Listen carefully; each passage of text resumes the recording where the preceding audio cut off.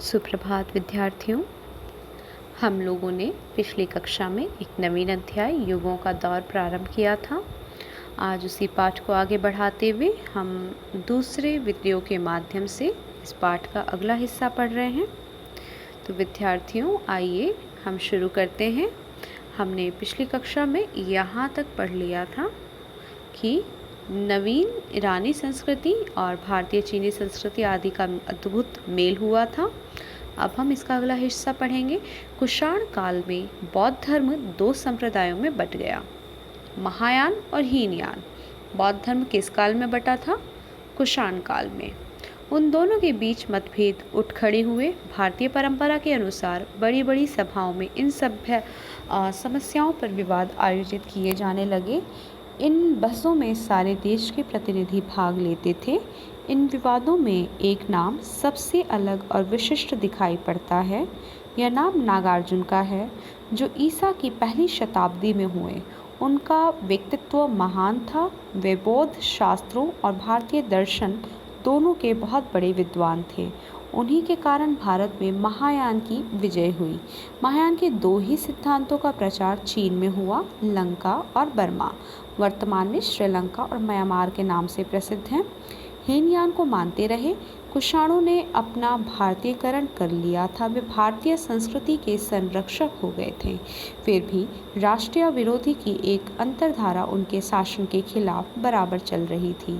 बाद में जब भारत में नई जातियों का आगमन हुआ तो ईसा की चौथी शताब्दी के आरंभ में विदेशियों का विरोध करने वाले इस राष्ट्रीय आंदोलन ने निश्चित रूप से ग्रहण कर लिया। एक दूसरे महान शासक ने, जिसका नाम भी चंद्रगुप्त था, नए हमलावरों को मार भगाया और एक शक्तिशाली विशाल साम्राज्य कायम किया। इस तरह ईस्वी 320 में गुप्त साम्राज्य का युग आरंभ हुआ। इस साम्राज्य में एक के बाद एक कई महान शासक हुए, जो युद्ध और शांति दोनों कलाओं में सफल हुए। लगातार हमलों ने विदेशियों के प्रति प्रबल विरोधी भावनाओं को जन्म दिया और देश के पुराने ब्राह्मण क्षत्रिय तत्वों को मातृभूमि और संस्कृति दोनों की रक्षा के बारे में सोचने के लिए मजबूर होना पड़ा। जो विदेशी तत्व यहाँ घुल मिल गए थे उन्हें स्वीकार कर लिया गया, लेकिन हर नए आने वाले को प्रबल विरोध का सामना करना पड़ा और पुराने ब्राह्मण आदर्शों के आधार पर सजातीय राज्य कायम करने का प्रयास किया गया। लेकिन क्रमशः इन आदर्शों में ऐसी कट्टरता विकसित होने लगी थी जो उनके स्वभाव के विपरीत थी। आरंभ में जब आर्य यहाँ उस स्थान पर आए जिसे उन्होंने आर्यावर्त या भारतवर्ष कहा था, तब भारतवर्ष के सामने समस्या ये थी कि इस नई जाति और संस्कृति के बीच समन्वय कैसे कायम किया जाए। भारत ने इस स्थिति का सामना करते हुए मिलीजुली भारतीय आर्य संस्कृति की मजबूत बुनियाद पर निर्मित एक स्थायी हल प्रस्तुत किया।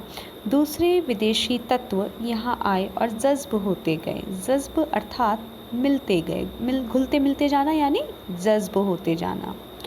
लेकिन समय समय पर अजीब रस्मों रिवाज वाले अजनबी लोगों के हमलों ने उसे हिला दिया।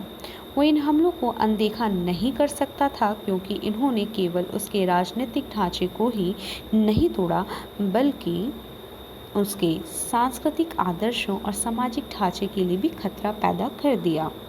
इनके विरुद्ध जो प्रतिक्रिया हुई उसका रूप मूलतः राष्ट्रवादी था।